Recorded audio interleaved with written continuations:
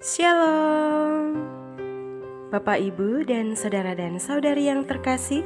Jumpa lagi dalam Sikat Sabda Iman Katolik, Sabtu, Pekan Biasa ke-25, Bulan Kitab Suci Nasional 25 September 2021. Bacaan hari ini dari Injil Lukas bab 9 ayat 43 sampai 45. Marilah kita siapkan hati dan pikiran kita untuk mendengarkan sabda Tuhan. Semoga Tuhan beserta kita, sekarang dan selama-lamanya. Inilah Injil suci menurut Lukas. Dimuliakanlah Tuhan. Semua orang heran karena segala yang dilakukan Yesus. Lalu Yesus berkata kepada murid-muridnya, "Dengarkan dan camkanlah segala perkataanku ini. Anak manusia akan diserahkan ke dalam tangan manusia." Mereka tidak mengerti perkataan itu, sebab artinya tersembunyi bagi mereka, sehingga mereka tidak dapat memahaminya. Dan mereka tidak berani menanyakan arti perkataan itu kepada Yesus. Demikianlah sabda Tuhan. Terpujilah Kristus.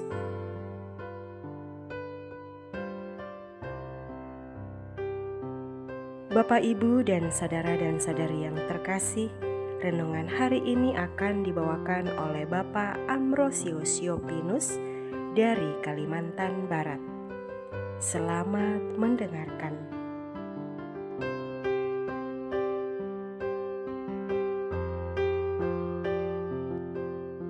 Salam.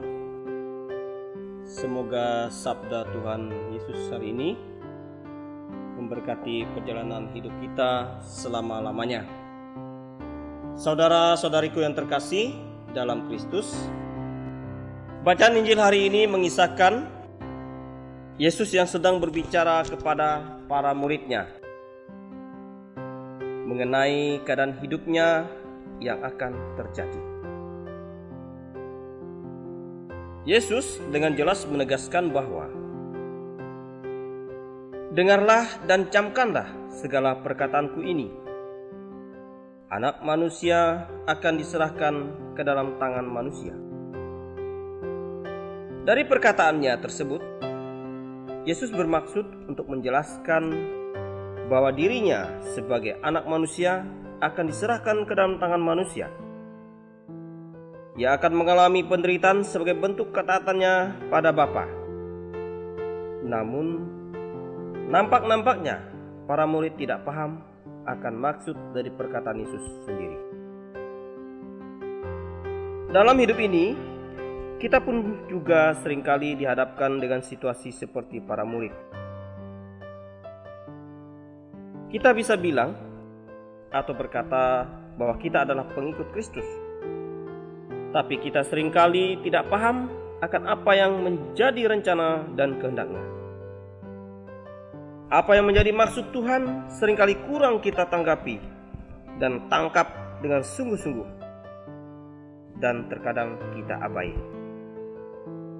Di sini kita juga bisa melihat bahwa untuk sampai pada sebuah pemahaman dan pengertian yang dalam itu tidak serta-merta mudah terlaksana.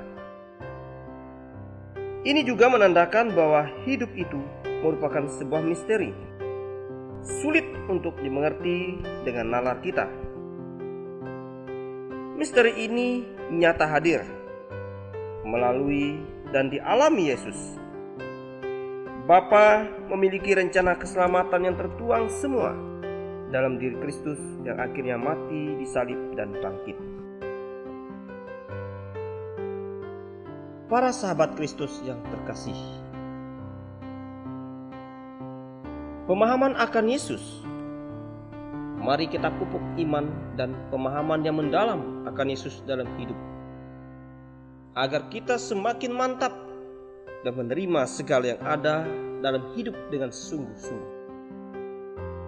Yesus yang merupakan anak manusia diserahkan ke dalam tangan manusia melalui penderitaan dan bangkit. Maka mari kita setia mengikutinya dengan sungguh-sungguh, agar semakin dalam pula mengenalnya. Untuk kedua kalinya, Yesus bernubuat tentang penderitaannya. Nubuat ini untuk mengingatkan kepada para murid bahwa Yesus mesti menghadapi risiko penderitaan, ditolak, bahkan akan dibunuh. Bagi para murid, tindakan yang ditempuhnya ini sangat mengecewakan. Sebab menurut mereka, Yesus tidak perlu mengalami penderitaan jalan salib. Sebab Yesus hadir itu menjadi disingkirkan dan dimusuhi. Sebagai orang yang telah menyandang gelar sebagai orang Katolik dan mendapat materai Tuhan, yaitu pembaptisan, orang yang takut akan salib menandakan bahwa ia bukanlah orang yang benar-benar mengandalkan Yesus sebagai pembawa keselamatan. Dan agar bertahan dalam menjalani salib, satu hal yang sangat penting adalah berdoa dan berjaga. Karena sikap terus berjaga dan berdoa adalah ungkapan iman, hubungan atau relasi manusia dengan Tuhan Sang Pencipta. Yesus menyuruh kepada murid-muridnya agar mendengarkan dan mencamkan segala perkataan yang diucapkannya. Apa yang diucapkan oleh Yesus pada waktu itu?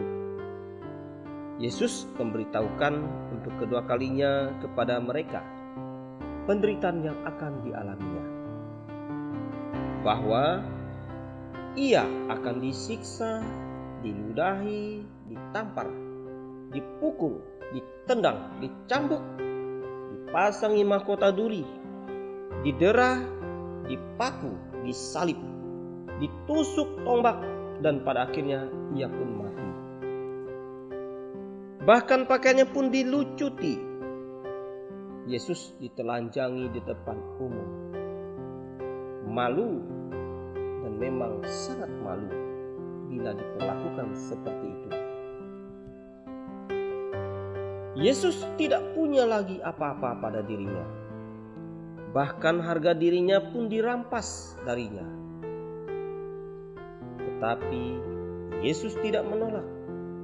Yesus tidak memberontak. Dan Yesus tidak memaki ataupun menyumpahi mereka yang telah menghinanya dengan perlakuan itu semua. Tetapi Yesus malah mendoakan mereka. Yesus mengampuni mereka dan memohonkan kepada Allah Bapanya pengampunan untuk mereka. Inilah bukti. Kejahatan dibalas kebaikan, air tuba dibalas air susu. Inilah inti dari ajaran cinta kasih-Nya. Pertanyaannya, sanggupkah kita seperti Yesus, guru dan teladan hidup kita?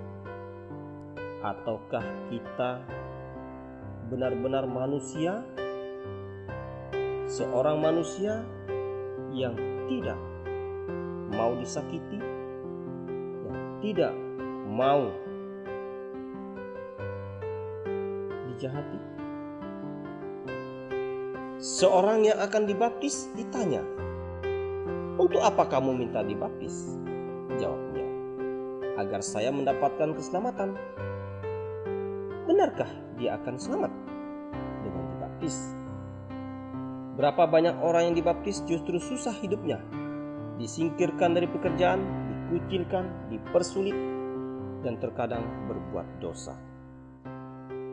Dalam kehidupan berkeluarga, membangun perkawinan Katolik tidaklah mudah untuk dilaksanakan, sebab banyak hal yang harus dilakukan dan dilalui oleh keluarga Katolik.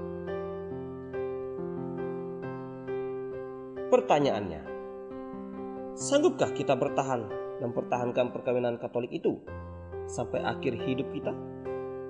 Setiakah kita dengan janji pernikahan itu? Bertanggung jawabkah kita dengan segala janji pernikahan itu? Itulah perkataan Yesus yang harus kita camkan dengan baik dan benar. Saudara-saudariku yang terkasih, semoga sabda Yesus hari ini memberkati perjalanan hidup kita. Amin.